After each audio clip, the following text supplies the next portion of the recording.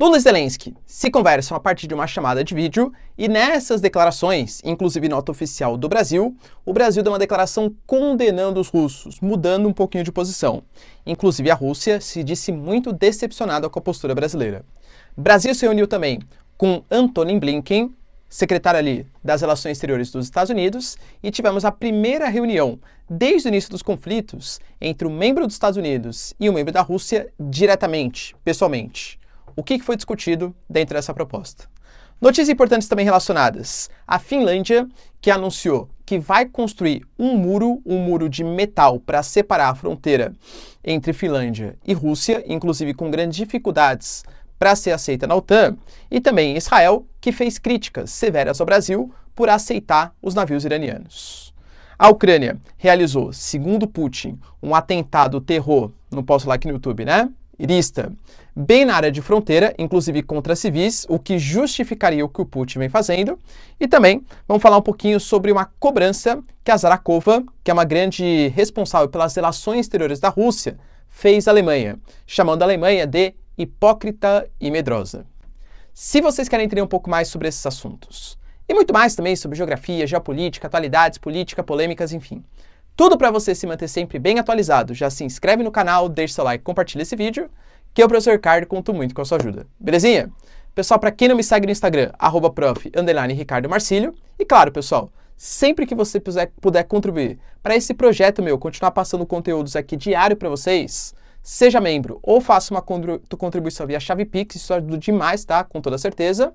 Ou se você quiser ter acesso ao curso mais completo de Geografia, Geopolítica e Atualidades do mercado, para pré-vestibulandos, interessados, concurseiros, enfim, para conhecer toda a complexidade desse nosso mundão, nessa nossa geopolítica internacional, por menos 70 centavos por dia, link na descrição, pessoal, você não vai se arrepender. Tamo junto?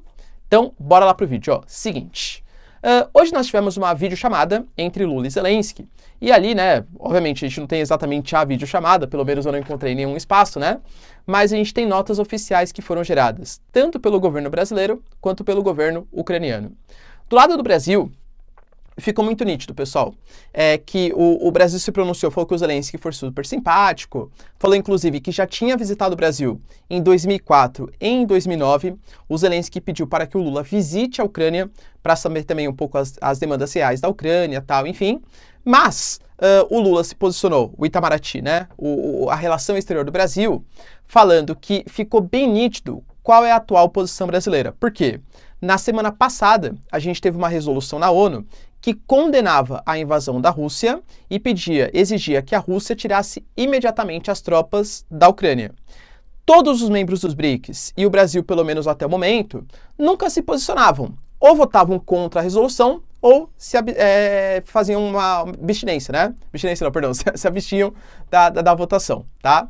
Só que o Brasil, dessa vez, ele mudou seu posicionamento. O Brasil votou favorável a essa resolução que condenava os russos. E o Lula falou, acho que isso deixa bem claro quem a gente culpa pela guerra. A única coisa que o Lula continuou falando sobre a proposta de Clube da Paz, né? Ou seja, a gente tem que fazer uma mediação com China, com Índia, com África do Sul, Indonésia e Brasil, só que somente com países que não estejam interferindo diretamente no conflito. O Brasil, por mais que tenha apoiado a resolução, não mandou tropas, não mandou munições e não está participando diretamente ali do conflito.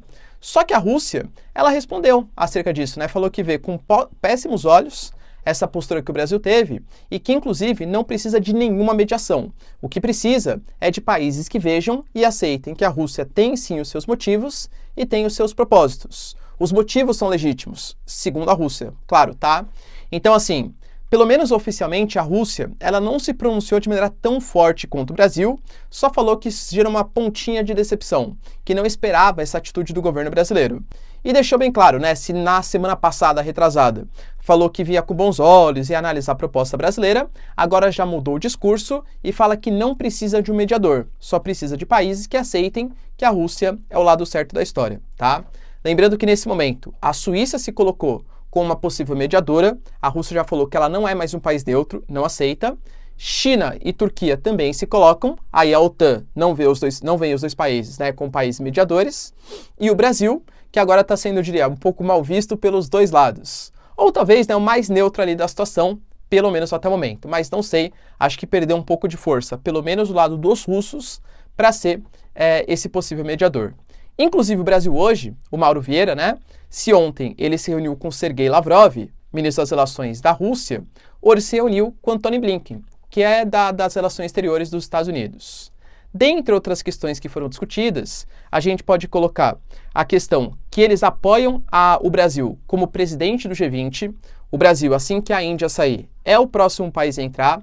Inclusive, esse ano é o ano do destaque do Brasil na geopolítica internacional, porque a gente vai ser presidente do Mercosul, seremos presidentes dos BRICS e seremos presidentes também do G20 financeiro. Ou seja, as principais organizações mundiais na mão do Brasil.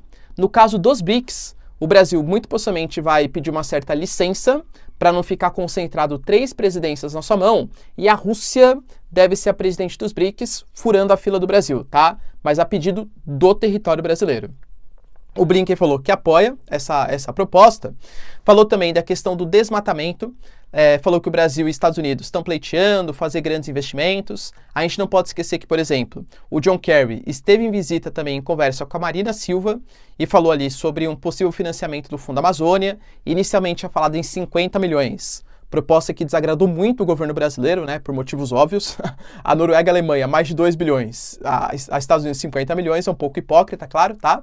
Mas falou que vai ajudar com o Fundo Amazônia, e também a questão do Brasil, o papel do Brasil na guerra, falando que o Brasil pode ser sim um mediador, embora o Biden não veja muito com bons olhos essa situação. E o Antony Blinken não parou no Mauro Vieira, ele também pediu uma conversa, mas não foi assim uma grande reunião, nossa, que grande tempo eles despenderam ali, né? Foi mais uma conversa informal, em que muito mais o Antony Blinken falou com o Sergei Lavrov do que escutou do Sergei Lavrov. Ou seja, os americanos fizeram demandas aos russos.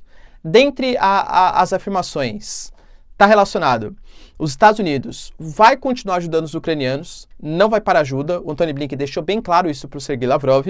Falou também que a Rússia ela deve voltar ao acordo New START, que foi assinado nos anos 2010 e renovado pelo Biden recentemente, conjunto com Putin, em 2021, que é um acordo que prevê que Estados Unidos e Rússia possam fazer fiscalizações nas armas nucleares um dos outros e reduzir o número de seu arsenal nuclear e de armas muito poderosas, como uma forma de segurança para o mundo e também para reduzir os custos militares, claro.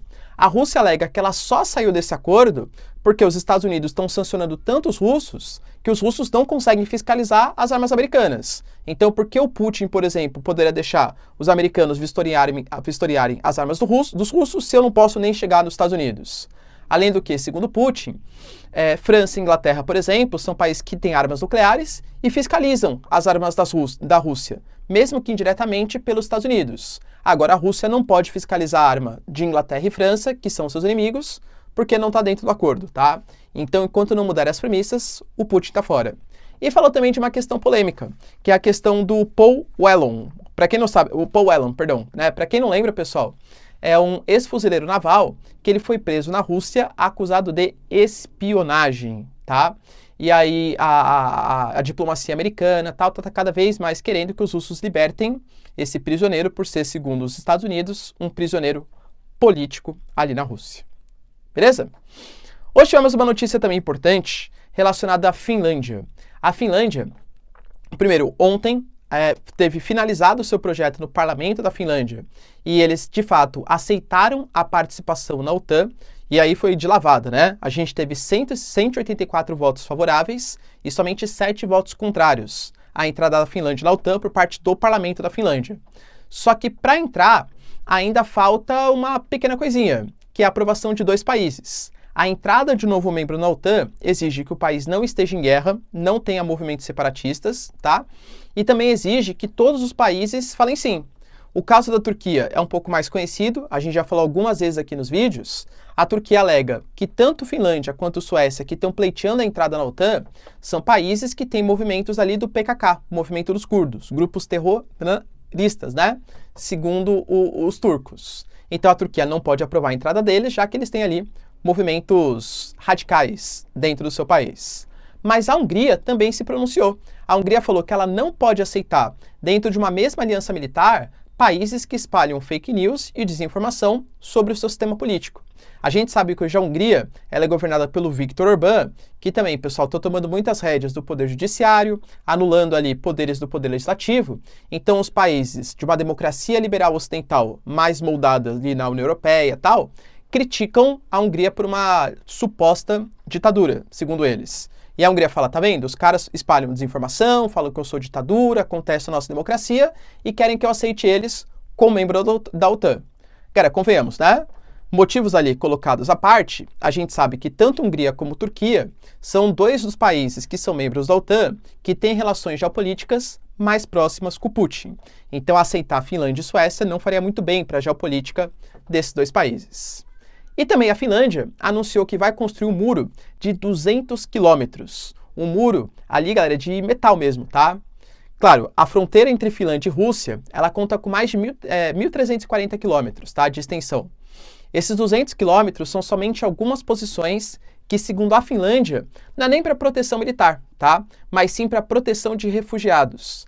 Principalmente depois que o Putin ele anunciou a sua mobilização parcial, ou seja, convocou reservistas para lutar na guerra da Ucrânia, uma série de homens, principalmente, jovens tal, fugiram do país. E a Finlândia é um dos principais acessos, um dos principais destinos desses refugiados.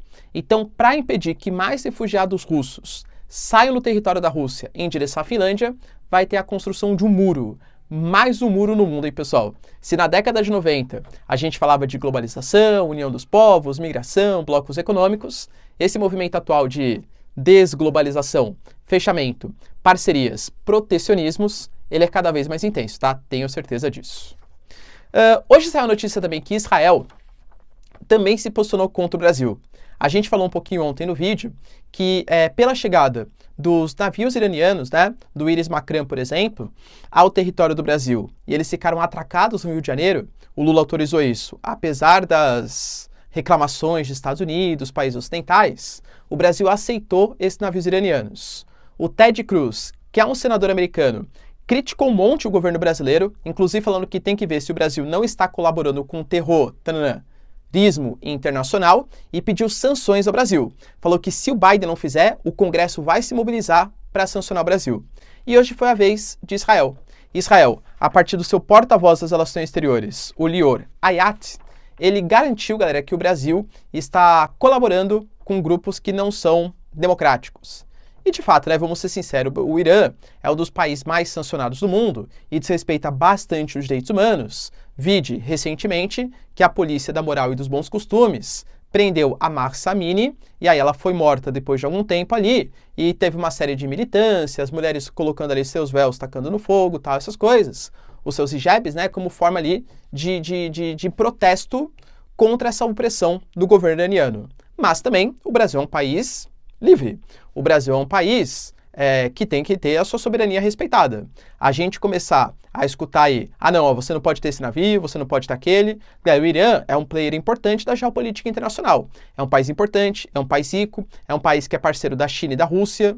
Então, assim, do ponto de vista teórico, talvez fazer ligações com o Irã não seja tão interessante. Do ponto de vista pragmático e diplomático, o Irã é um player importante. E o Brasil sempre foi conhecido na diplomacia internacional como um país neutro, tá? Professor, você acha que isso pode trazer consequências muito negativas ao Brasil, atracar esses dois navios? Penso que não, porque o mundo hoje está muito polarizado. E o Brasil, novamente, né, é um player importante, pessoal, liderança da América do Sul, membro dos BRICS e tal.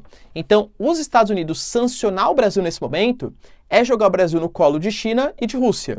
Da mesma maneira que eu falei para vocês, né? A Rússia fez grandes críticas ao Brasil porque o Brasil condenou a invasão à Rússia. Vai fazer o quê? Vai criticar muito o Brasil? Vai jogar no colo de União Europeia e Estados Unidos? Bem no momento em que a Rússia está querendo se aproximar da América do Sul, talvez não seja a atitude mais inteligente. Diplomaticamente, é hora do Brasil estabelecer ótimas relações, porque o Brasil está sendo bem quisto pelos dois lados. A gente tem que aproveitar e ser diplomaticamente inteligente para conseguir os melhores benefícios possíveis. Do ponto de vista econômico, claro, tá? Questão ética e tal, e já é outra questão. Mas diplomaticamente e economicamente, o Brasil está num momento ótimo e tem que saber jogar o jogo geopolítico. E para finalizar, não, mentira, mais duas notícias, né? Uma a respeito do Putin. O Putin, ele fez um pronunciamento ali oficial à população da Rússia, falando sobre atentados terror, não posso falar aqui no YouTube, listas dos ucranianos. Inclusive colocou, tá vendo? Aconteceram ali atentados, segundo eles, alguns manifestantes, vamos colocar essa palavra, né? Ficaram bem na área de fronteira entre Rússia e Ucrânia, no território de Klimovo, ali em Briansk, tá? E aí, esses militantes, eles atravessaram para a área fronteiriça da Rússia e viram que tinha um Niva, um carro, ali com uma série de civis, inclusive crianças. E eles abriram fogo contra esses civis. Ou seja, os civis não fizeram nada, não eram militares e foram atacados, inclusive com um morto, por conta desses radicais ucranianos, inclusive que o Putin aproveitou para chamar de nazi, né? Não posso falar aqui, tas. Pois bem,